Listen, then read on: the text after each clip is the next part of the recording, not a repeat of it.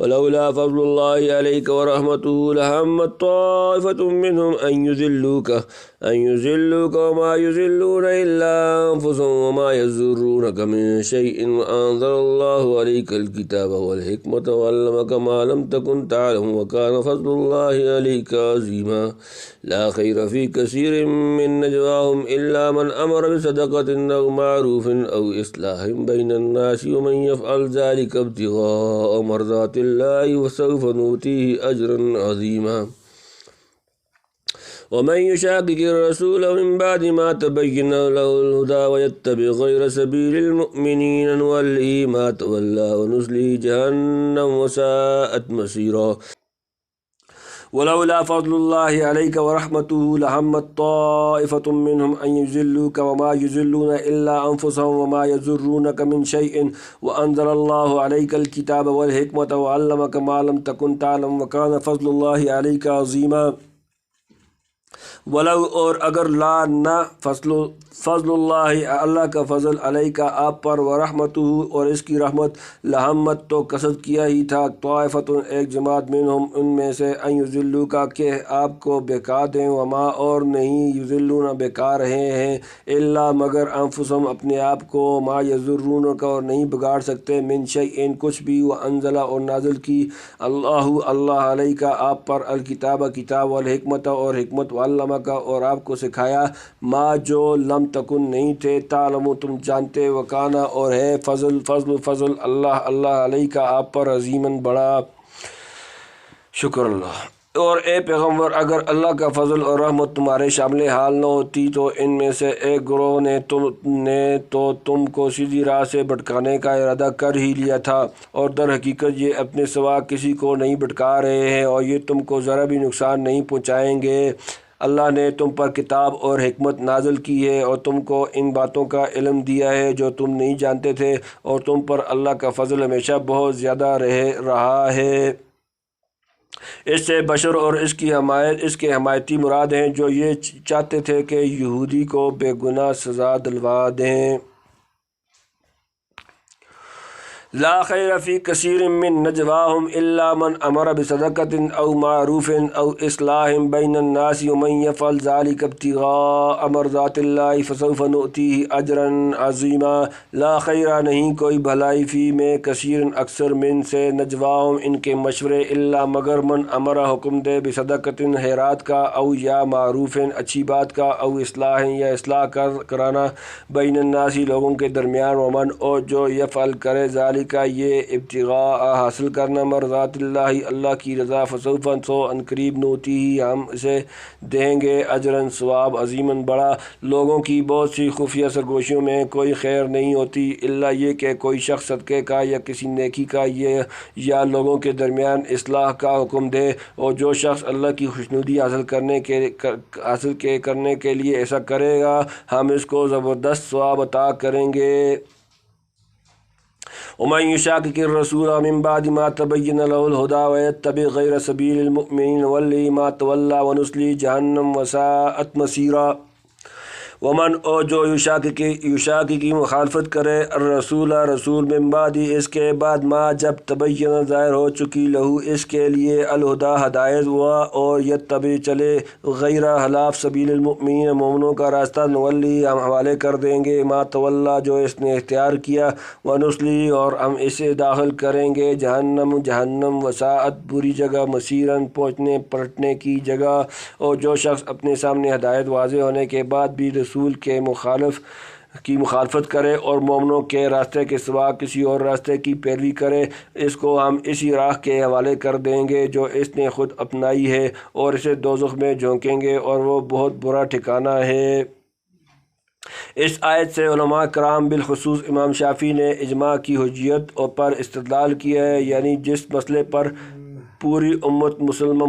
متفق رہی ہو وہ یقینی طور پر برحق ہوتا ہے اور اس کی مخالفت جائز نہیں۔ ان اللہ لا یغفر ان یشرک بہ ویغفر ما دون ذلک لمن یشاء ومن یشرک باللہ فقد ضل ضلالا بعیدا۔ ان اللہ بے شک اللہ لا یغفر نہیں بخشتا ان یشرک کے شریک ٹھہرایا جائے بھی اس کا، ویغفر اور بخشے گا ما جو دون سوا ذالک اس لمن جس کو یشاء وہ چاہے، ومن اور جس یشرک شریک ٹھہرایا باللہ اللہ کا، فقط ضل سو گمراہ ہوا، ضلالاً گمراہی، بعیداً دور۔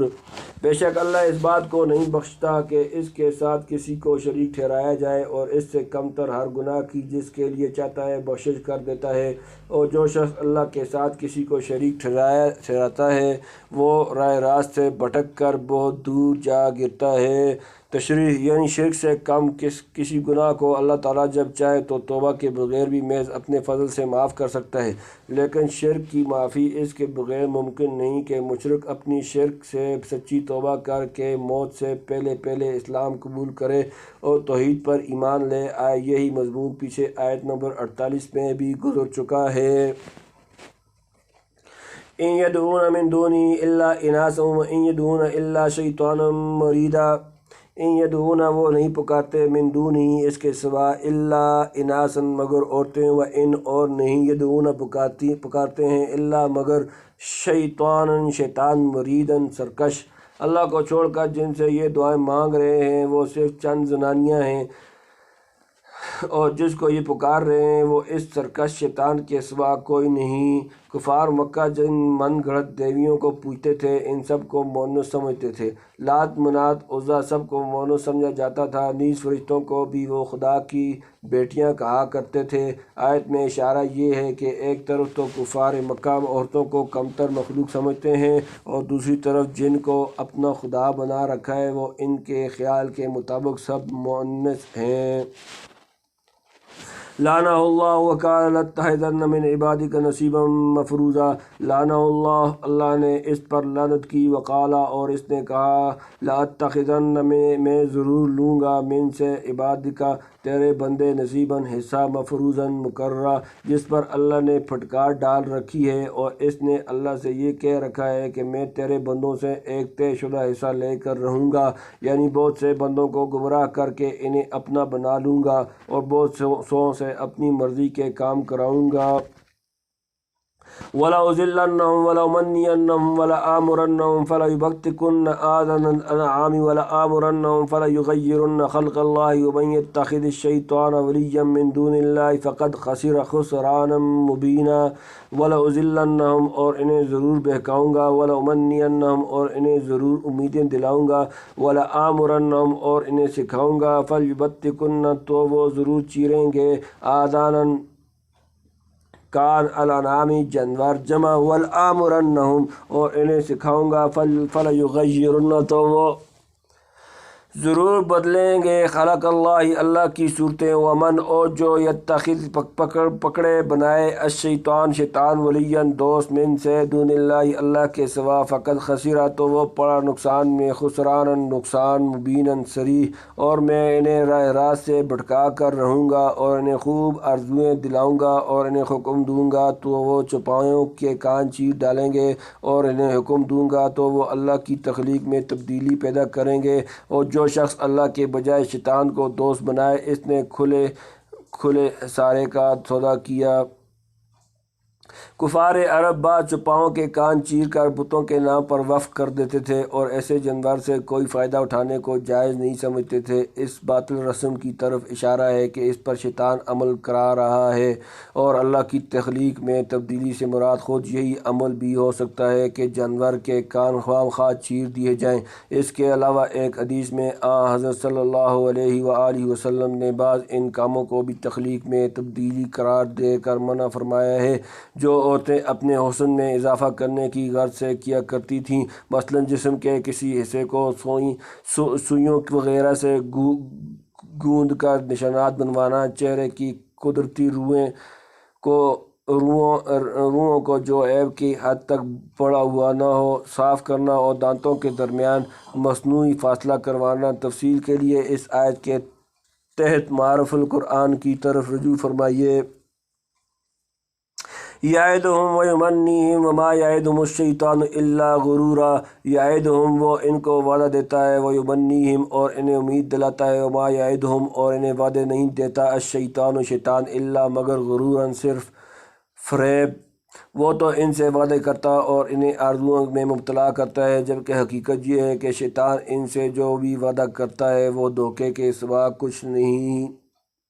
اولئک مأواہم جہنم ولا یجدون عنہا محیصا، اولئک یہی لوگ مأواہم جن کا ٹھکانہ جہنم جہنم، ولا یجدون اور وہ نہ پائیں گے عنہا اس سے محیصاً بھاگنے کی جگہ، ان سب کا ٹھکانہ جہنم ہے اور ان کو اس سے بچنے کے لیے کوئی راہ فرار نہیں ملے گی۔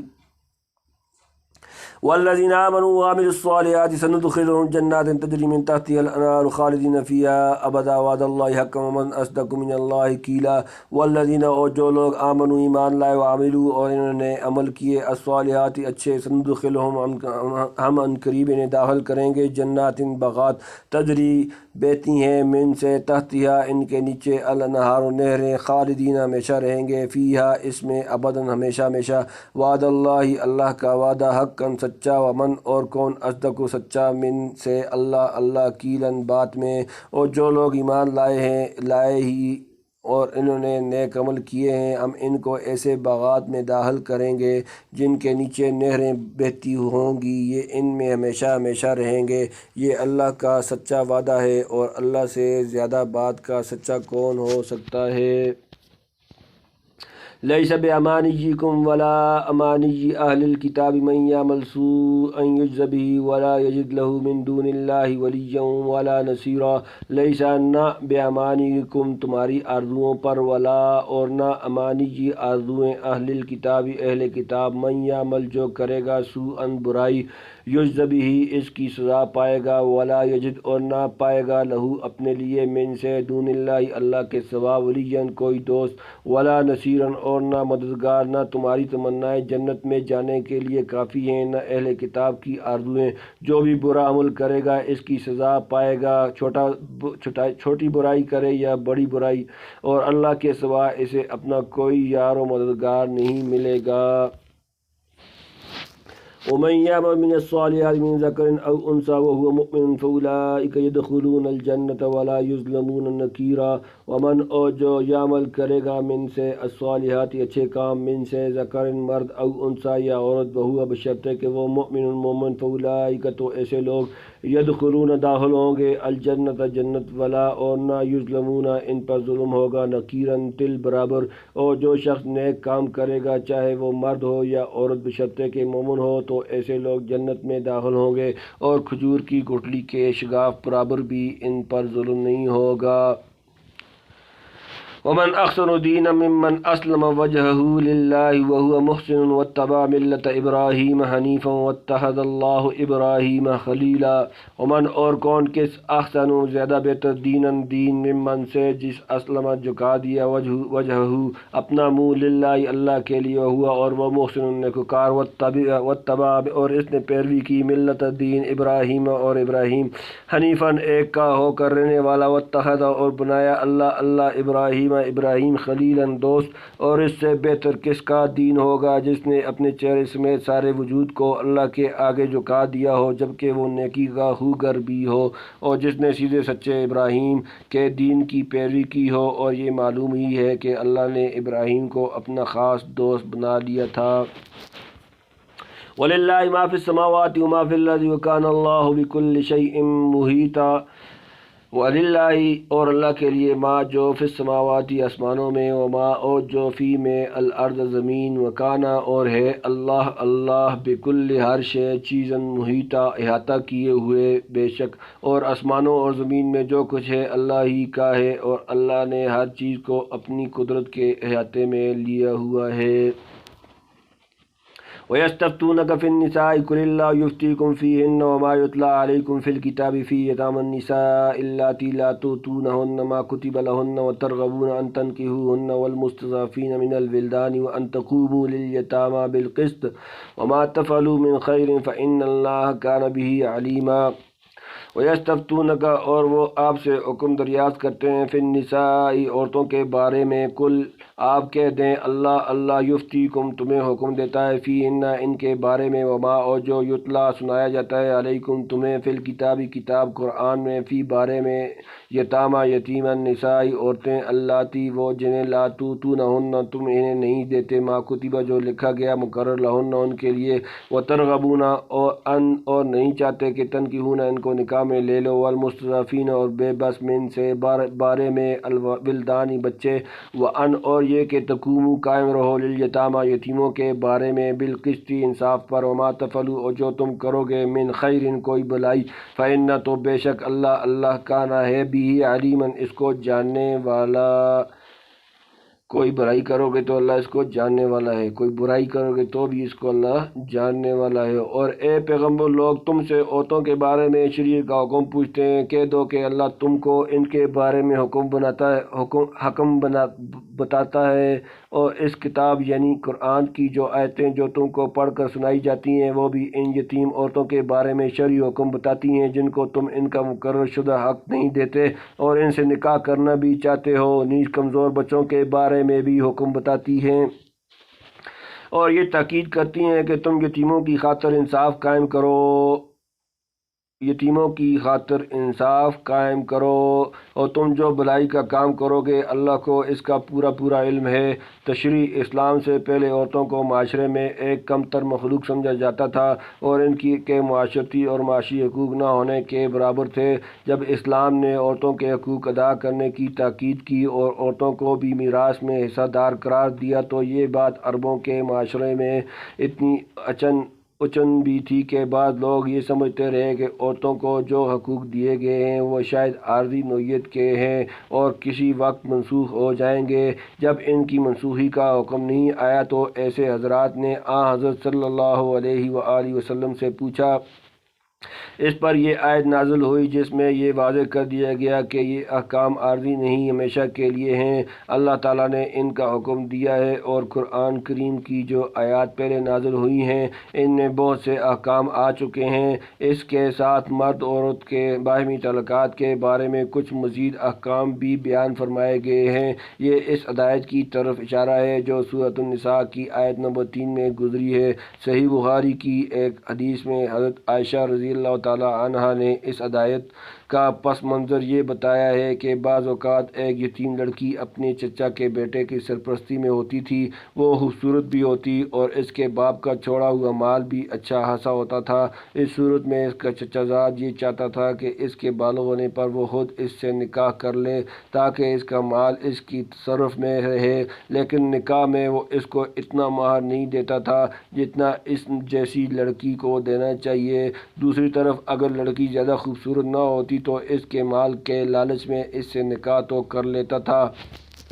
لیکن نہ صرف یہ کہ اس کا مہر کم رکھتا تھا بلکہ اس کے ساتھ ایک محبوب بیوی جیسا سلوک بھی نہیں کرتا تھا۔ وَإِنِ امْرَأَةٌ خَافَتْ مِنْ بَالِهَا نُشُوزًا أَوْ إِعْرَاضًا فَلَا جُنَاحَ عَلَيْهِمَا أَنْ يُصْلِحَا بَيْنَهُمَا صُلْحًا وَالصُّلْحُ خَيْرٌ وَأُحْضِرَتِ الْأَنْفُسُ الشُّحَّ وَإِنْ تُحْسِنُوا وَتَتَّقُوا فَإِنَّ اللَّهَ كَانَ بِمَا تَعْمَلُونَ خَبِيرًا۔ وَإِنْ اور اگر امرأۃ کوئی عورت خافت ڈرے من بالہا اپنے خاوند سے نشوزاً زیادتی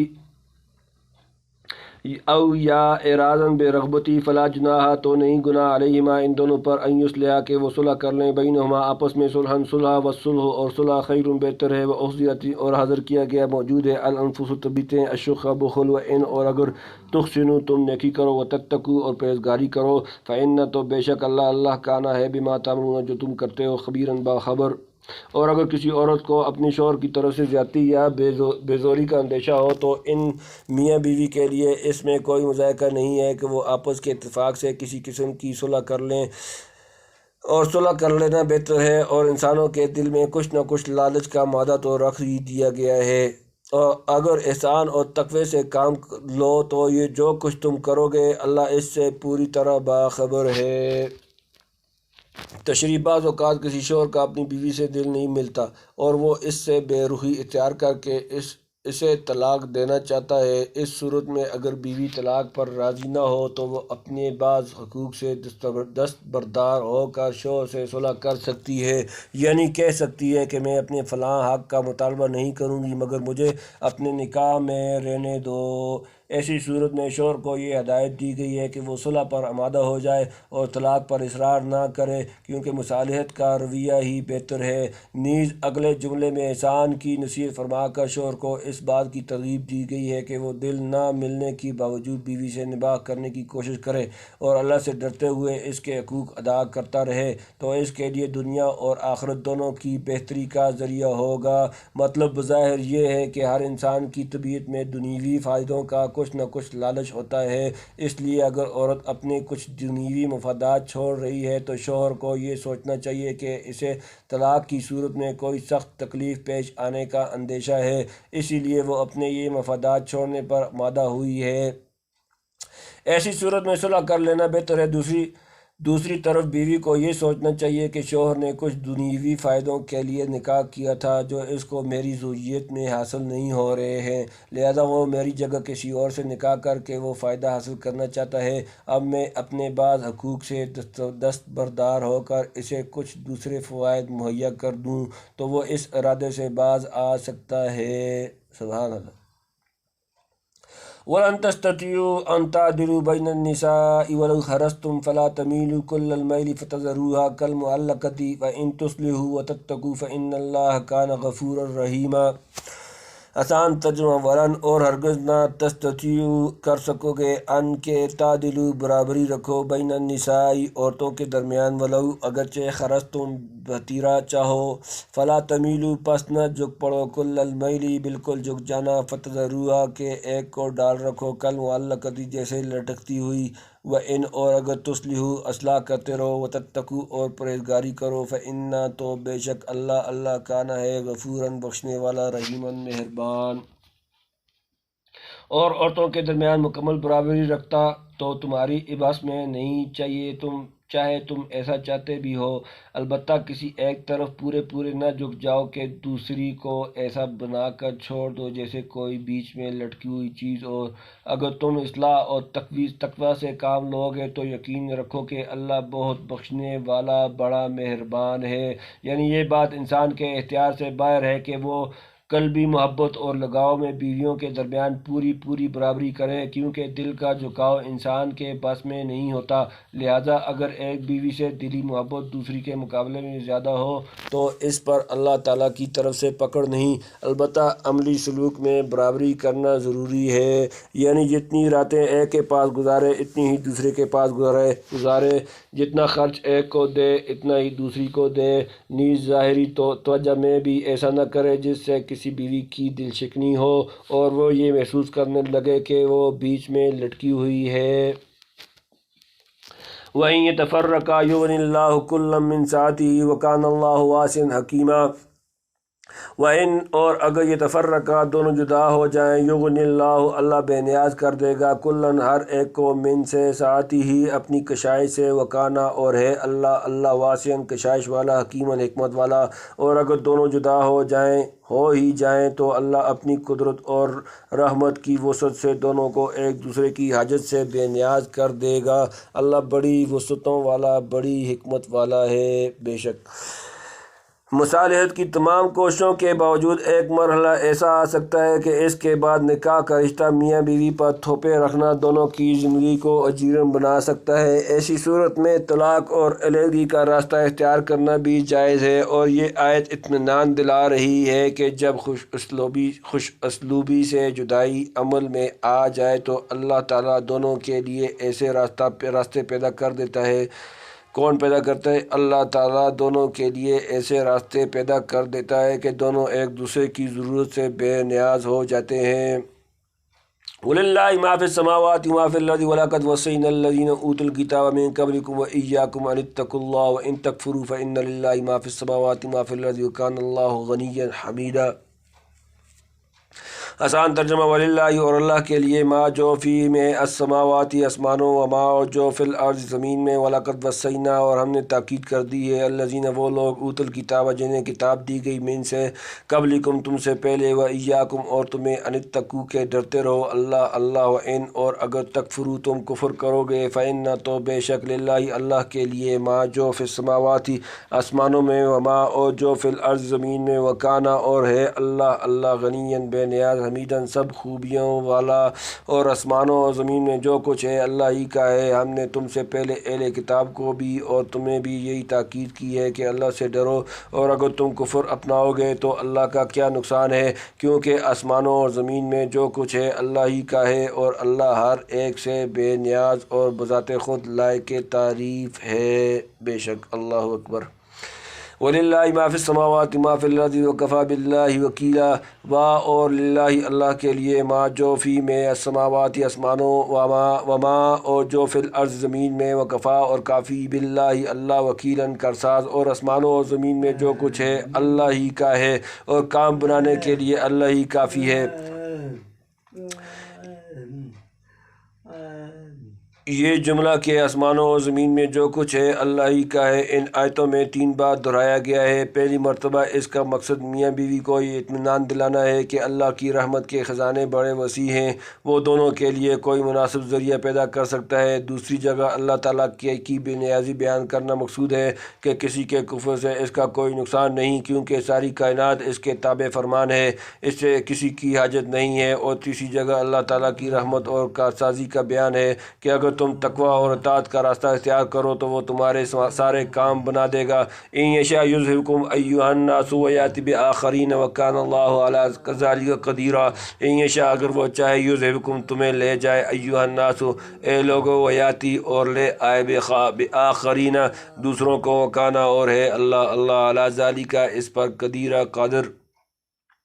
اگر وہ چاہے تو اے لوگو تم سب کو دنیا سے لے جائے اور دوسروں کو تمہاری جگہ یہاں لے آئے، اللہ اس بات کی پوری قدرت رکھتا ہے۔ من کان یرید ثواب الدنیا فعند اللہ ثواب الدنیا والآخرہ وکان اللہ سمیعا بصیرا۔ من جو کان یرید چاہتا ہے ثواب الدنیا دنیا کا ثواب فعند اللہ تو اللہ کے پاس ثواب الدنیا دنیا والآخرہ اور آخرت وکانا اور ہے اللہ سمیعا سننے والا بصیرا دیکھنے والا۔ جو شخص صرف دنیا کا ثواب چاہتا ہو اسے یاد رکھنا چاہیے کہ اللہ کے پاس دنیا اور آخرت دونوں کا ثواب موجود ہے۔ اللہ ایسا ہے کہ ہر بات کو سنتا اور ہر چیز کو جانتا ہے۔ اس آیت میں یہ عمومی ہدایت دی گئی ہے کہ ایک مسلمان کو صرف دنیوی فائدوں ہی کی فکر میں نہیں پڑا رہنا چاہیے بلکہ اللہ سے دنیا اور آخرت دونوں کی بھلائی مانگنی چاہیے۔ اور پچھلی آیتوں سے اس کا تعلق بظاہر یہ ہے کہ میاں بیوی کو مصالحت یا علیحدگی کا فیصلہ کرتے وقت صرف دنیا کے فائدوں پر نظر نہیں رکھنی چاہیے